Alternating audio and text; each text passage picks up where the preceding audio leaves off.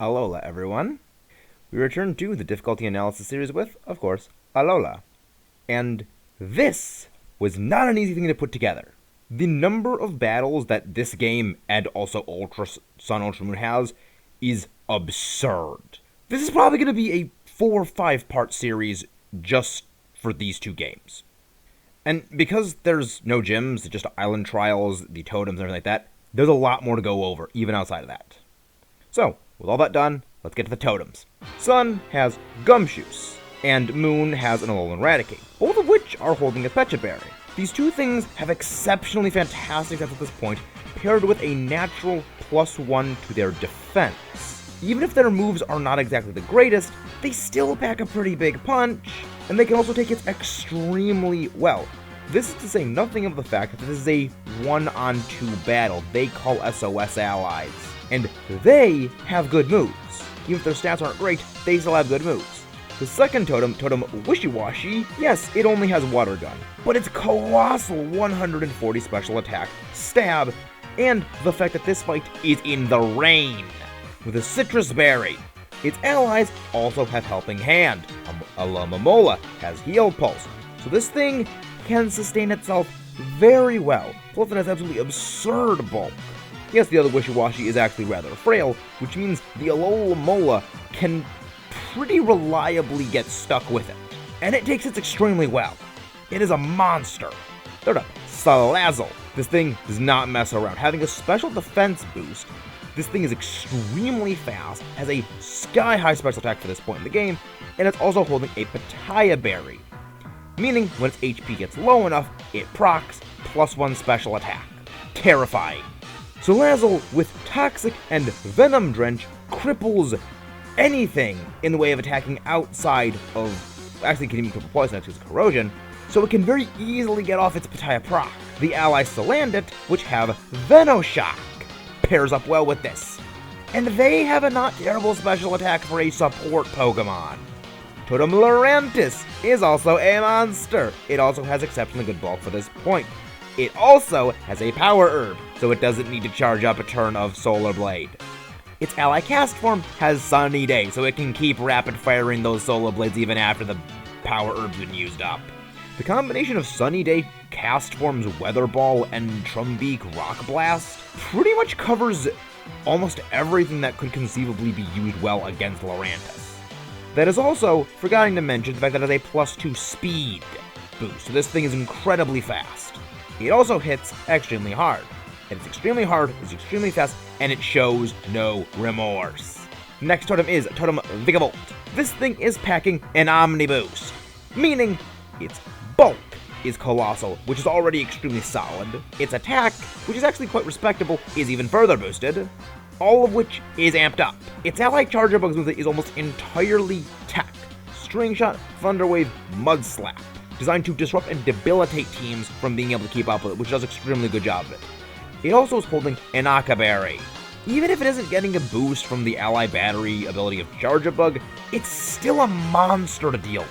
Similarly, stacked with an Omni Boost is Totem Mimikyu. It also has a Lumberry and Disguise ability, meaning you can't status it once because then it'll just immediately get cured, and the first hit is completely useless because again, Disguise absorbs the hit. So this thing can take hits even better and it can't be crippled easily. This thing is extremely fast as well. It also hits pretty hard, has very solid moves, and that's not even taking into account the fact that it has allies, both of which have pretty good sleep tech, and the Gengar especially is incredibly strong with Shadow Ball. The final totem, Kamoto. This thing is a pseudo-legendary, so it already has colossal stats, further boosted by an Omni Boost. It has fantastic stats across the board normally. All of that's amped up. It has very strong moves, fairy coverage, and this thing cannot be hit by Torment, Encore, or any form of move hindrance because of the fact that it has a Mental Herb. Not the most useful item, but it can really prevent things from, being locked into certain moves, which is one of the few ways of actually taking hits from it. Its allies are also incredibly mean. Despite being rather low-leveled compared to it, Scizor is still a Scizor. It has a great type combination, very good stats, and Technician. Pursuit is very good for trapping and destroying Psychic and Ghost types. Metal Claw rips into Ice and Fairy types. This pair is just incredibly mean. Next, we move over to the Trial Captains. Ilima, who doesn't really put up much of a fight. Yungoos isn't terrible, but Smeargle is not especially great. Yes, it does have Technician boosting its moves, so there is that, but it's, again, not especially fantastic. He is fought once again after the first Totem is defeated, and he is much better, of course, in this time. Smeargle, not great, but Gumshoos is very strong, as we've already gone over. Next is Lana, and her team is not bad. Jinchao is a very bulky Pokemon for this point in the game, and Electro Ball Thunder Wave is actually quite potent. It is a move that is based on speed for damage, and a speed dropping move actually pairs extremely well with this. And a Skillink Icicle Spear on Shelter? That's, even if it's not receiving Zap, that is a functional base 125 power move. Hardly something to scoff at. It's still one of the highest base power moves next to Venoshock. Next to that Totem Salazzle, that's the only thing that comes close in terms of move power. And her Araquanid is a monster! Colossally bulky here. It is outstatting almost everything else, if not everything else. It has great offensive stats paired up with that bulk. Even though it doesn't have exactly the greatest special attack, the fact that it has Water Bubble as an ability which, for those who don't know, doubles the power of all water-type moves used by the user, more than compensates. On top, it is also a 120 base power Hydro Vortex because of that Z Crystal. Now, take that 120 base power of Hydro Vortex. Triple that. That is the power of Stab Water Bubble. That's going to make even its rather low special attack really stink. And even that its special attack isn't that terrible. It's pretty good for this point. This fight is optional, as is Kiowa's battle. This fight is optional as well as the next two, Kiowa and Mallow. Kiowa is fought in Sun, Mallow is fought in Moon. Again, optional, but again, we're going over them because they're trial captains. They're important to go over. Kiowa, Intimidate Growlithe. Not bad. Not bad at all. Fletchinder, though, is just terrible. It's bad all around. It's frail. It has very weak moves. It's just no redeeming factors. Alolan Marowak, it does have quite respectable bulk. Hex is not exactly great, but after Will-O-Wisp, 130 base power again is fairly strong, as much as the point, even if it doesn't have the greatest of stats. It isn't overly fantastic, but it also is far from bad. It also has a very strong Flame Mail for this point in the game. Mallow has a very interesting Leaf Seed Phantom. It is a bit of a weak point for her team. It is some nice tech it has for overall, but its moves are not very good, and it doesn't have the bulk to stall well with Leech Seed. Bit of a problem. But Shiinotic is very solid when it comes to that bulk. Ingrain, of course, giving it a little bit of sustain, pretty solid bulk across the board, and a very good special attack allowing Mega Drain to hit pretty hard. Steenie, though, is not exactly stellar. It's not the bulkiest thing in the world, and it doesn't really hit especially hard. Not great. Both teams aren't terrible, but they're also not overly great. Next on to the Kahunas. Mullane. His team is actually okay here. It's not great, but he does at least have some 2 decent Pokemon. But again, he only has 3 Pokemon here. Not stellar. Don't holla at me, because we're going over Holla. He's actually got a very strong team for this point in the game. Mankey normally is quite glassy, but for this point in the game, moves have not really caught up in terms of base power, and stats are not especially fantastic, so its great speed and actually less than stellar bulk normally don't really bother it that much. It can outspeed things very well and not really take hits horribly. It can take hits decently well for being a bit of a big glass cannon. Makuhita is incredibly bulky for this point in terms of a contrast to it. Hits still pretty hard for this point in the game. This complements extremely well with its Sand Attack and Arm Thrust combination, allowing you to stall decently well with its natural bulk accuracy dropping, and doing some pretty stellar damage with Arm Thrust. But then there's this Crabrawler. This thing is very bulky for this point in the game, also has very good moves and very good power. Normally, Power Up Punch is a terrible move, as we've been over previously, but not in this case.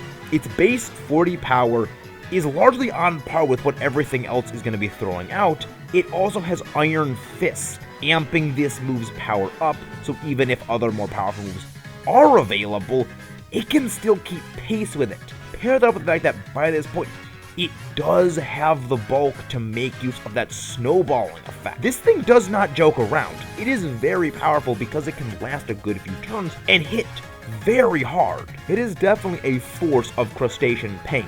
especially with that Z move. Up next we have Olivia, who has some great kits. Nosepass is very bulky, and with Sturdy, it can all but ensure a paralysis with, of course, Thunder Wave. Though it isn't exactly the strongest attacker, but it really isn't meant to be, it's just meant for paralysis. Bolor is a rock-solid, sturdy Pokemon capable of doing out some decent Rock Blast damage.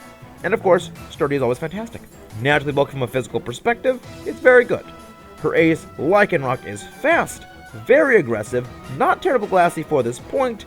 It can definitely take a hit quite well, and its Rock Throw is pretty good, at least at this point. Not overly strong, but it definitely can do a good amount of damage. All of this, of course, is neglecting the fact that it can, of course, boost into a Continental Crush once because it has a Z move. Nothing to say other than we're moving on to Nanu. Well, it's about time we at least had a bit of an easy fight. Sableye is terrible. It's frail, it's just, no, not great. Krokorok is not especially bad, but it is rather frail by this point in the game, and it's not especially strong or fast enough to really compensate for this. It does have some good moves, and of course, Intimidate can show up a little bit on the physical side, but only doing so much. Alolan Persian isn't terrible, but it's not strong. Fur Coat is good for mitigating its physical frailty quite well, but that's really all it can do. It's not especially hard hitting unless it uses, of course, its one Black Hole Eclipse. Unlike the other prior ones where they could still put up a good fight outside of that, this one really can't. Hapu rounds out all the Kahunas. Alolan Dugtrio is actually quite strong for this point. It's not too frail, it is also rather fast, and has a pretty solid Earthquake. Gastrodon is a bit hit or miss. It is quite bulky, yes. Muddy Water and Mud Bomb are quite decent moves, but not overly great. But it does have Sustain in the form of Recover, so it can make use of that good bulk, deal out some moves, but to get an accuracy drop and stall out quite well, and just drop accuracy, restore, drop accuracy, restore, and just repeat. Not bad. Flygon is actually quite good. It's quite fast, especially for a ground type, but the problem is it has special moves instead of physical. So it is fast, it can do some special damage well, but not overly stellar. Mudsdale, though, is a monster. It is extremely bulky. Stamina helps stir it up against physical hits quite well. It has one of the strongest heavy slams there is in the entire series, and a stab earthquake from a pretty great attack stat. Yeah, this thing's definitely got some punch. Or rather, kick. All with a Groundium Z for a Tectonic Rage. Yeah, I'd say this thing definitely can put up a fight. Rivals, all two of them. We have Gladion and How. First we'll be going over How, then Gladion. How's second battle, the starters still have very good stats at this point in the game, and Pichu is actually not terrible? It's not super stellar, but it is not terrible. Stats are again not great by this point, and it is rather fast, it is also quite frail, yes, but at least can take a hit, it does have some decent tech moves, and at least it does have Thundershock. So, not terrible, not especially great, but it can do something. It is also one of the fastest thing there is by this point, and Charm is a sharp attack to eliminate cripple physical attackers, even if it is rather heavily outstanded by this point. The third fight, the only difference is actually that Pikachu is now what he has instead of Pichu, and this thing is very strong for this point in the game. It is very fast, has pretty solid bulk, and it does pair up very well with Electro Ball. It can outrun most anything, which of course pairs up very well with Electro Ball's damage, and it's also worth noting that the Alolan starters will not be evolved by this point. Of course, again, we're assuming an even level standpoint, they won't be evolved, so it can actually compete with them quite well. Starters have some extra moves for some coverage, but they aren't overly strong. Outside of really Rowlet, Stab, Pack. On to the fourth, Pikachu, still strong as ever. Not as overwhelmingly so, but it is still quite strong. The starters outside of Brionne do have actually very solid moves, and Normalium Z will do well on these Pokemon, so they are not all bad. The sixth battle, he's got an absolutely amazing Alolan Raichu. It is fast, capable of actually taking hits quite well, still that very solid Electro Ball as said before, and a Stab Psychic. Very great. You have an Eevee evolution that is super effective to the starter you have picked, and for this point in the game, they actually are quite strong. They will have some pretty high stats, relatively speaking. His starter will also have a very solid stab option, with a corresponding Z Crystal. They definitely do pack a punch. When it comes to the seventh battle, the Eevee evolution, depending, is either great, in the case of Vaporeon, to not, in the case of Flareon. But all of them do at the very least have a strong stab, even if they aren't the greatest of stats.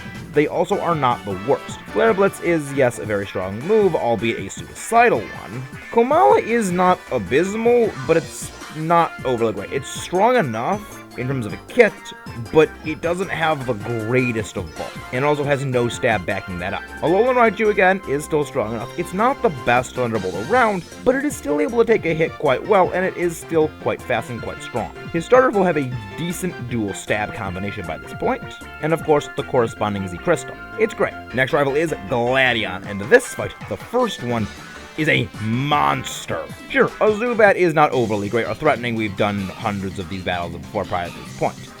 But that's not why it's a monster. It's his type no. This thing outstats everything for a good chunk of the game. This thing has 95 in every single stat other than speed, which is 59, which is still relatively fast at this point in the game. Sure, it only has tackle as a stab option, but with a 95 attack stat by this point in the game, that tackle is stinging. Plus, it also is solidly bulky. It's actually exceptionally bulky at this point. His third battle he has fought at the Aether House, and a Golbat with acrobatics is very strong. Sneasel isn't overly great, but again, type null, still strong, still bulky, always doing great stuff. His fourth battle is not overly bad. Crowbat is of course quite fast, it is decently able to take hits, and of course it still has the acrobatics that is very strong. Weavile is fast, strong enough as a physical attacker and a pretty good Night Slash, but its other moves are pretty poor. Lucario is not great. Keep in mind Aura Sphere by this point has been downgraded to a base 80 power move as of Generation 6, so it's already not overly fantastic attacking stats are eaten into by one of its primary moves being further weakened. Not great. So it really can't hit too hard, and it can't get hit too hard itself or it goes down. Not a great combination. But Silvally comes through. It's not bad. It is fast, great bulk, respectable attacking power to back up that bulk and speed. Multi-attack will also always receive stab, so it will always be the type of the player's starter is weak to. Bit of a role reversal here. It also just naturally has very good power in terms of multi-attack. His team is not overly great, but also isn't completely poor. It definitely can put up some fights. It is worth mentioning, before we move on, the Battle Royale Dome, which we did not go over prior. This is where the 5th How fight and the 2nd Gladion fight are. You face him in this, where you face him, the Master Royale, with just their starter for How, with just the type null for Gladion, and the Master Royale using his Rockruff. It's a bit of a weird fight, all things considered, for everything else. That's why we kind of didn't go over it in the same capacity as the other things, because it's a 4-way battle. It's weird, but it is up here. Yeah, How's starter, again, the outcome of this battle doesn't actually matter. You can win or lose, it doesn't actually matter, but we're still going over because it is technically an important battle. You can only bring one Pokemon into this place, similar to the Pokemon World Tournament from Nova. How has his starter? Same thing as we've actually gone over in the past. It's not bad. Gladion, type null, very strong overall, and of course, the Master Royale has his Rockruff, which is not spectacular, but it is still a 1v1v1v1, so everyone for themselves. Next, move on to Team Skull. First off is Plumeria, and in her first fight, she's not overly great. Golbat is not great in terms of its moves, and her Salandit is pretty much the same, plus they're frail to boot. Her second match, Golbat is a little bit improved. Celestia is actually relatively competent for this point, but this is only by virtue of Flame Burst and the fact that it has sheer stats on its side for this point in the game. It's not an overly great team, though. After her is the big boss of Team Skull himself, Guzma. His ace, Glycopod, leading off the charge, is a force. Strong, bulky, a monster in terms of stats, with fantastic moves. Ariados is not overly stellar, it does have weak moves. It's got good enough stats, but unless Felstinger can manage to land a KO, it isn't really stinging that hard. His second team is actually the exact same, except it is a little worse because of level growth by this point. His third fight, he has gotten substantially better. Glycopod is, of course, as always, a monster. Again, Ariados is not exactly great, but his newly added Masquerain is an actual monster. It has Intimidate, which is fantastic as an ability. It also has actually some speed and bulk. and 2 not bad special attacks. It's worth remembering that Generation 7 did buff Masquerain. It gave it a 20 boost to speed and special attack. It's by no means a sweeper, but it's definitely not a joke. It can definitely do some solid damage and take some hits decently well, with of course that buffed speed and special attack allowing it to outspeed and do some solid damage in return. It's not a joke anymore. His pincer is also a beast. X-Scissor is great. Brick Break, solid. And double hit, even though it is quite weak. Double hit, yes, is quite weak, but its stats and other moves more than make up for this. After beating the game, he is actually able to battle a 4th time, and so he is a super boss. Glycopod is, of course, still as always a monster. Ariados is normally not especially great, but in this case it actually does have some good tech. Toxic Thread, which is a signature move unique to Ariados, of course. It is an entry hazard that combines Toxic Spike's first level and Sticky Web into a single move, poisoning and decreasing your stats for speed. If you are immune to poison, you still lose your speed. If you are immune to stat drops, you are still getting poisoned, unless of course you are not grounded. It's actually quite a good move. It actually does pair very well with his team. So it makes up for Ariados' less than stellar everything. Masquerain is of course still extremely solid. It's not as much of a monster as it was prior, but it still shouldn't be taken lightly. It's still got some great stats, at least for this point, and it's still got a very solid ability and very solid moves. Pincer is, as prior, solid. Storm Throw is always a fantastic move, as it always will, as it will always critical hit. X-Scissor just is a solid stab option, and Stone Edge is brutally powerful. Guillotine is not exactly great, though. Scizor, as we've been over prior in series, it is a great Pokemon in every way. Great typing, excellent stats, great moves. Priority Technician Bullet Punch is really never a bad thing. Not much to say. Next is Faba. His first battle is just pathetic. He only has a Hypno. Next, he's battled in a multi-battle where he's actually got a Slowbro with some pretty solid attack, a Bruxus, which is actually pretty strong. Hypno is not terrible, especially when it is backed up by all of those things. But Screen Support Gladion does pull things together a lot. It is not a terrible Pokemon. Yes, it's pretty easily able to be defeated, but it's not terrible, especially if it can set up screens. Before we go on, there is one thing for us to go over, and that is the Nihilego. This is fought in Aether Paradise at level 27.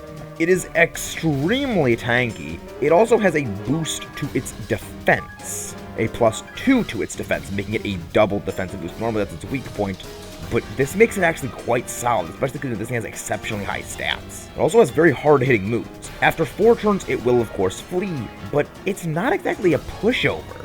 It is also brutally strong and fast as a special attacker with some good moves. Now, Aether President Lucamine looms over you. Clefable. Bulky. Excellent Pokemon, especially with Cosmic Power and Magic Guard pairing up extremely well to make it solidly tanky. It can be quite difficult to take down, and Moonblast is just a very strong move for it. Lilligant is fast, very strong, and immune to Petal Dance's side effect of confusion as it has own tempo. Mismagius is a good Pokemon. It can take hits decently well, at least on the special end. It is quite fast and at least has a pretty modest special attack with some decent moves. Milotic, again, many similar things, just physically bulkier. It is fast, bulky, good special attack, got a very strong Hydro Pump. Beware is pretty bulky. Fluffy pairs up very well with it, boosting its physical defense to a pretty high degree considering it naturally is quite tanky. And it's got a pretty solid Hammer Arm. Even though Takedown is quite bad, it's not the greatest move normally, and it's primarily going to be relying on Hammer Arm. But if you think your woes are over for this team, Mother is still around. And this time, you're not going to be happy she is. In her Ultra Beast merged form, her team is amped up. The previous empty move slots are all now filled with a great new move, and everything is given a singular stat boost, because they have a +1 stat from the aura similar to Totem Pokemon. Clefable is given a colossal +1 special defense with Sustained Moonlight. Make it even bulkier on top of that Sustain, it's a nightmare. Lilligant, boosted special attack. Plus with Stun Spore Tech, it's even more monstrous as an attacker with a bit of tech debilitation. Mismagius with the added Pain Split, absolutely fantastic, and +1 speed lets it almost entirely secure the first strike. Milotic is the only one that really doesn't get a good boost, and that is the +2 its attack stat. It does get Flail, so at least it can do some damage when it is at low health, but overall not exactly great. But at least now does have Recover, giving it some good sustain. Beware physically is even more bulky, and of course now it has Pain Split to recoup some damage, so it can keep doling damage out. Her team was already quite solid, even though it wasn't the super greatest thing in the world. This just amped up and made it even better. But now that all before have been bested, we move on to Elite Four. First up, Hala's fighting types with a Hariyama, which is a beast. It is bulky, has a very solid knockoff, and a brutal close combat. Primeape is not overly great, but Cross-Chop is not terrible, and Outrage is also as well. But it is quite frail and not the strongest of attackers, even if it does have quite good speed. But Punishment and Pursuit aren't exactly great. Beware, as we have gone over, is bulky and Hammer Arm is quite strong. Poliwrath isn't bad, but it also isn't overly great, and the same applies for Submission. However, Crabominable is a monster. It can actually take a hit quite well, and with Iron Fist back to Ice Hammer, this thing will do a great amount of damage, especially considering Ice does have a pretty good effectiveness profile. Next is Olivia, and Relicanth is bad. It has a terrible special attack, and all of its moves are special. The only thing that this thing has is Yawn. Carbink, at the very least, does have Reflect, pairing up naturally well with its great bulky stats, so it can, of course, set them very well, but that's really all it's got. Her Alolan Golem is pretty solid. It is bulky, has some very good moves, especially going with this, but Rock Blast, while not terrible, isn't especially stellar. Thunder Punch is pretty good, but not the greatest. And unfortunately, due to its low speed, it really can't take advantage of Steamroller's flinch odds. Her Probopass is fantastic. It has Thunder Wave Tech support for status, and Sandstorm to rack up residual damage while boosting special defense, and of course it is naturally very bulky, so that residual chip will do very well. It isn't the most damaging of attackers there are, but it can, to a degree, do a bit of a war of attrition quite well. Lycanroc Midnight form is solid. It has a very strong attack stat, and its movesets are not terrible, but they're not exactly great. The Rock'em Z Stone Edge will definitely hit pretty hard. Acerola is up next, and Sableye is bad. Not much great here. Drifblim is fantastic at pass on an Amnesia, Focus Energy, or both, but that's all it's really able to do. Dhelmise is not good. Frostlass is only strong if it can use Blizzard and connect with it, or if it has somehow received a boost from a Drifblim pass. Palossand, though, this is a true menace. If this thing is the recipient of those boosts, it can very easily become a monster that is unable to be stopped. It has fantastic stats, excellent bulk, and very good moves. Plus, it also has Ghost DMZ to break through things, trying to outbulk it, by, of course, hitting even harder than they can. 4! Up, we have Kahili Skarmory. Sturdy with spikes. We've been over this in a prior video. It is a fantastic and very rude combination, especially considering almost everything that flying types are not good against are grounded. That will do some solid damage, especially considering it can easily set up multiple spikes layers. It really isn't meant for upfront damage dealing. Her Crowbat, though, is not great. It can confuse and get some Poison Fang poison, and this is really where the spikes damage comes in. This thing can do some stat as well. Toxic Poison, if inflicted of course by Poison Fang, applies a lot of pressure in the form of its escalating damage. Switching out is of course a great way of getting rid of this damage from racking up too quickly, but then, of course, forced to switch out, take the spikes damage. So, caught between a rock and a hard place of the spikes damage upon switching, or the toxic damage racking up increasingly over every turn, or the confusion just forcing you to keep hurting yourself and stalling you out. It's a very good combination. Even if it itself isn't a damage dealer, it can apply the pressure to deal that damage because of team synergy. Oricorio is not bad, but it's also not great. Again, if it weren't for spikes, it wouldn't be overly fantastic because it has Peter Dance. Again, same thing we've been over before. Confusion is quite a nuisance, and again, damage from Confusion, or just want to clear the fusion, get rid of it, take Spike's damage on send out. Very good synergy, as we've been over. And Feather Dance, of course, for crippling physical attackers. Again, synergy is fantastic. Mandibuzz is bulky. Flatter, again, for the Confusion, as we've seen before and gone over prior, very good. But Flatter is not useless.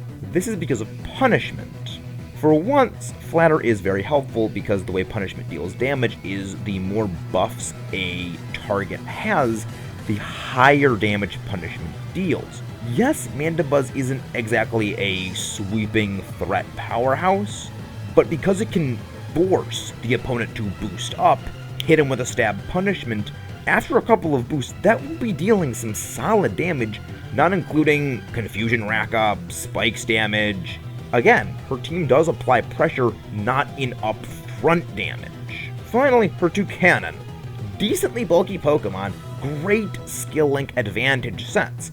2 solid multi-hit moves which will always be hitting, and cover a good number of its weaknesses, as well as just being very hard-hitting moves that are functionally base 125 powers, and a pretty stellar power Beak Blast which will always burn a target making contact if it's using it. It also just has Fly and EMZ.